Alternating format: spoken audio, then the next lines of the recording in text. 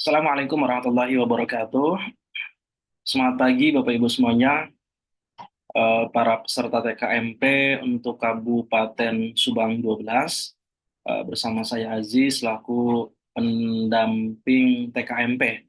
Ya, pada pertemuan kali ini kita akan membahas tentang bagaimana caranya membuat laporan keuangan dari bisnis yang kita lakukan, gitu ya. Mudah-mudahan nanti bisa memberikan pembelajaran, bisa memberikan insight bagi kita semuanya. Baik, Bapak Ibu semuanya, langsung saja. Nah, ini slide-nya.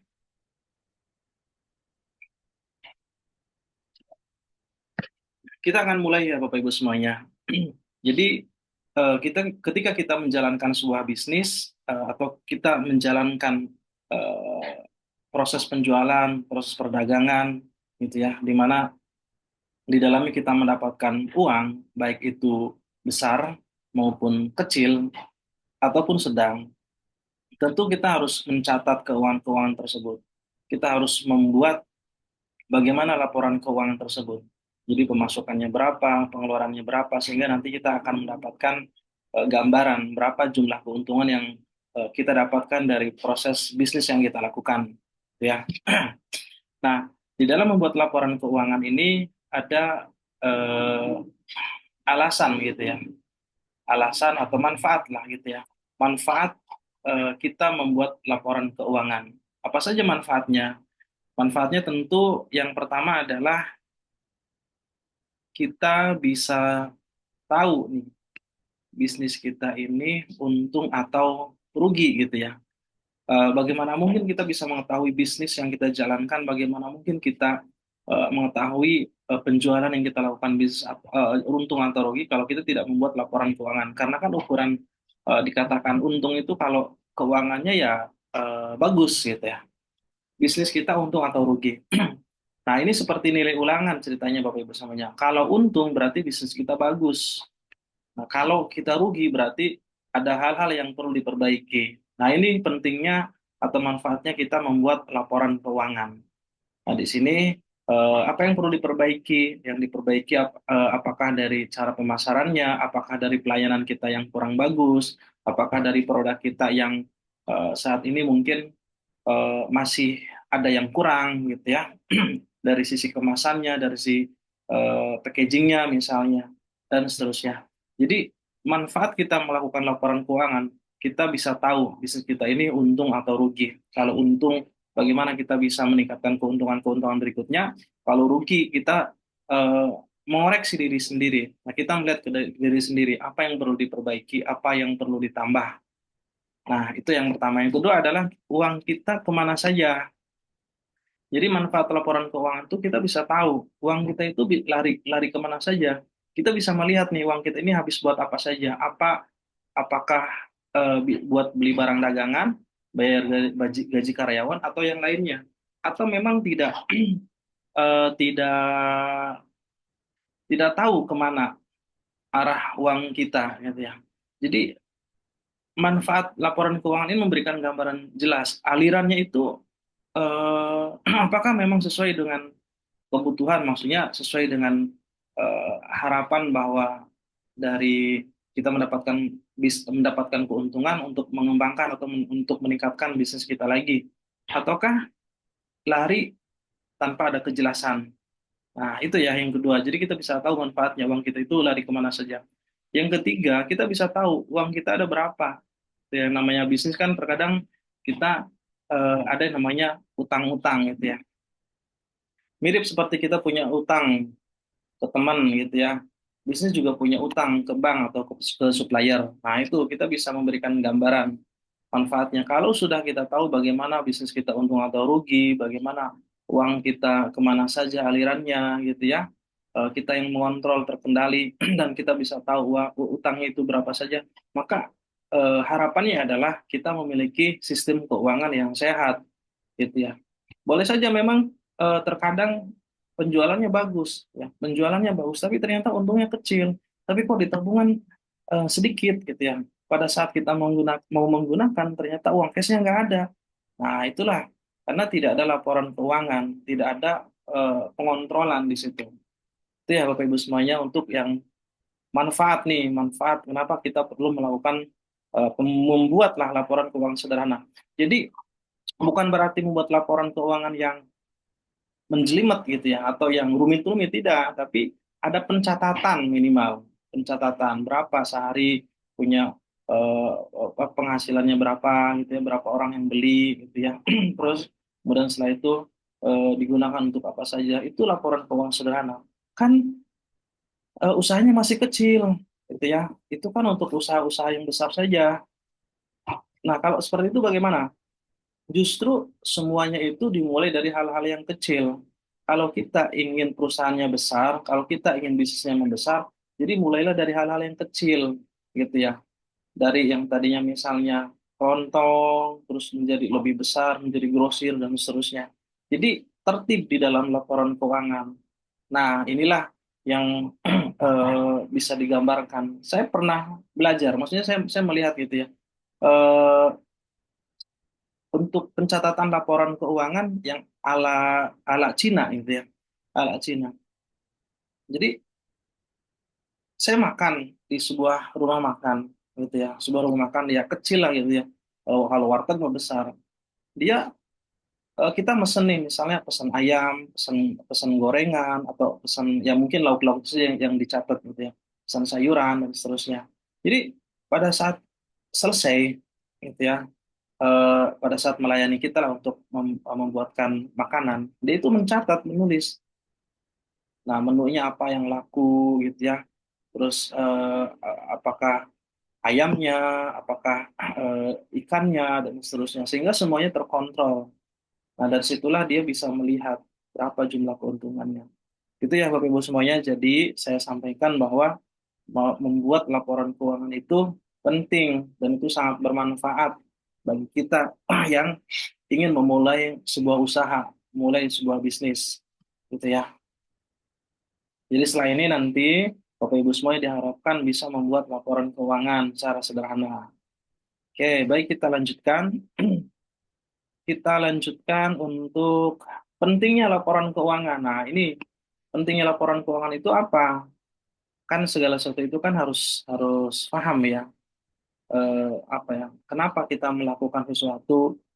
Seberapa pentingkah kita melakukan hal tersebut? Kalau nggak penting, ngapain dilakuin? Kalau nggak penting, ngapain dikerjain? Nah, ternyata dalam laporan keuangan juga memiliki hal yang penting sekali. Satu, biar tahu kondisi bisnis, ya, biar tahu kondisi bisnis seperti apa, seperti kesehatan, ya, bisnis juga perlu kondisinya. Apakah kondisinya menurun, apakah kondisinya naik, ataukah kondisinya jalan di tempat. Kita bisa tahu kondisinya dengan melihat apa? Dengan melihat ya kondisi keuangan. Yang kedua adalah bikin keputusan yang tepat. Nah, saya sengaja membuat kata-katanya yang saya kira mudah-mudahan bisa dipahami ya, tidak menggunakan kata-kata yang jelimet. Bisa membuat keputusan yang tepat. Misalnya kita mau buka cabang baru, ya, itu bisa dilihat dari laporan keuangannya. Kalau misalnya laporan keuangan kita sudah bagus, ya, terus cash flow-nya atau pemasukannya juga sudah oke, maka kita bisa membuat keputusan untuk udah inilah waktunya, inilah saatnya untuk membuka cabang baru. Nah, ini jadi keputusan kita itu tepat. Semuanya semuanya serba data, semuanya ada alasannya, ada dasarnya, ya. Kemudian yang ketiga adalah kita bisa minta bantuan kepada bank. Pentingnya itu. Kalau mau pinjam uang ke bank kan biasanya mereka melihat laporan keuangan kita dulu dahulu. Kalau laporan keuangan kita bagus itu ya rapi, tersusun, semuanya terdata, tercatat, maka bank juga akan senang gitu. Atau enggak mesti bank gitu ya, investor ya. Investor orang yang punya uang. Biasanya bagaimana nih progres laporan keuangan untuk 3 bulan ke belakang atau 6 bulan ke belakang, dia bisa melihat tuh. Nah, itu laporan keuangannya. Sehat atau enggak, sakit atau enggak, ya. Kemudian berikutnya adalah tarik investor. Investor itu adalah orang yang punya modal. Ya, kalau bisnis kita bagus, banyak orang yang mau investasi. Kalau laporan keuangan kita juga oke, maka banyak orang yang tertarik untuk eh, menanamkan modalnya. Inilah pentingnya kenapa kita harus melakukan pelaporan keuangan, gitu ya, Bapak Ibu semuanya. Nah, terus apa intisarinya Bapak Ibu, Ibu semua dari laporan keuangan ini? Intisari dari itu semua adalah eh, laporan keuangan itu seperti kompas. Ya, saya sampaikan seperti kompas. Kompas buat bisnis kita. Dia menunjukkan arah kita untuk bisa dan bisa membantu kita untuk mencapai tujuan. Ya, mencapai tujuan apa? Mencapai tujuan bisnis. Bisnisnya ingin semakin membesar, ingin membuka cabang, terus banyak pendapatan-pendapatan tiap bulannya, terjadi peningkatan penghasilan gitu ya. Barangkali nanti ada jumlah karyawan yang eh, apa yang bekerja untuk kita gitu ya. Jadi inti laporan keuangan itu seperti itu. Jadi kalau kita masih bingung, misalnya gini, eh, kita bisa membayangkan laporan keuangan itu seperti buku catatan ya. Buku catatan keuangan rumah tangga kan biasanya di rumah tangga kan ada catatan keuangannya gitu ya. Nah, cuman bedanya ini buat untuk bisnis yang lebih besar. Jadi lebih kompleks gitu dan harus rajin membuat laporan keuangan itu ya. Jadi eh, apa ya, ada tipe orang yang memperkirakan atau membayangkan, oh iya hari ini laku sekian misalnya, ya. Terus kemudian nanti untuk belanja sekian, nanti keuntungan sekian, itu cuma di dalam pikiran saja. Semuanya harus tertulis, semuanya harus ada hitam di atas putih. Nah, itu laporan keuangan. Jadinya nanti kita akan mudah, kita akan melihat bisnis kita semakin naik atau semakin menurun gitu kan. Nah, sekarang bagaimana kalau misalnya eh, daya belinya menurun nih, daya beli menurun. Nah, berarti kalau daya beli menurun, bagaimana kita meningkatkan penjualan tersebut dengan promo-promo, dengan ada diskon-diskon tertentu dan seterusnya. Jadi fokuslah pada apa yang bisa kita lakukan. Karena pada dasarnya bisnis itu kan apa ya, membantu orang, membantu masalah orang. Dan kita mengkomunikasikan, kita ngomong ngasih tahu kepada orang-orang, saya punya bisnis A, saya punya jasa A, kita kasih tahu kepada orang. Baru setelah itu orang akan suka, orang akan senang. Nah, sehingga nanti apa dampaknya, apa efeknya, laporan keuangan kita semakin membaik, semakin bagus. Itu ya, Bapak Ibu semuanya. Inti sari dari laporan keuangan. Langkah-langkah membuat laporan keuangan bagaimana secara sederhana? Secara sederhana ya ini. Catat semua uang yang masuk. Nah, catat semua uang yang masuk. Semua pendapatan dari penjualan, semua ya. Dari misalnya kita jualan bakso ya, dari jualan bakso, jualan mie ayam dan minuman. Contoh misalnya hari ini dapat 500.000 dari penjualan tersebut. Itu dicatat semuanya, catat ditulis. Kemudian yang kedua adalah langkah yang kedua adalah catat semua pengeluarannya. Semua biaya seperti beli daging, mie, gas, dan gaji karyawan itu semuanya harus dicatat. Misalnya semuanya pengeluaran 300.000 itu dicatat termasuk harga-harganya. Itu penting sekali. Kemudian yang ketiga hitung untung ruginya. Jadi kurangi pengeluaran dari pemasukan. Contoh misalnya 500.000 berarti dikurangi 300.000 untungnya 200.000 itu sehari.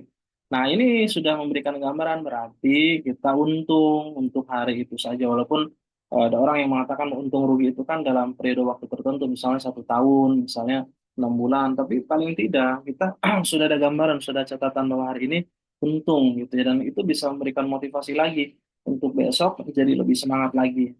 Nah, yang keempat adalah buat daftar harta dan hutang. Maksudnya bagaimana harta itu seperti uang kas, kulkas, dan bahan makanan misalnya. Hutang itu seperti pinjaman ke supplier bahan bakso. Nah, ini seperti apa namanya itu? Seperti kita em, apa ya? Ada tempo gitu. Biasanya tempo dalam waktu berapa lama? Dalam 3 hari kah, atau 5 hari kah, atau satu minggu kah? Itu jadi harus terdaftar, terdata. Jadi harus ada buku catatan. Saya tekankan semuanya harus ada buku catatan, harus ada penulisan. Nah, contoh misalnya gini, uang masuk, misalnya nih uang masuk, uang masuk, hasil jualan bakso, uang sewa tempat parkir, nah ini bisa juga. Uang keluarnya apa saja, beli daging, sewa tempat, gaji karyawan, uang untungnya bagaimana? Kalau uang hasil jualan bakso lebih banyak dari semua biaya, berarti untung. Kalau lebih kecil berarti rugi. Nah, terus harta itu seperti apa ya? Seperti barang-barang yang kita miliki, misalnya kayak gerobak baksonya, bahan baku bakso yang belum terpakai, itu termasuk harta kita. Uang kas juga termasuk harta.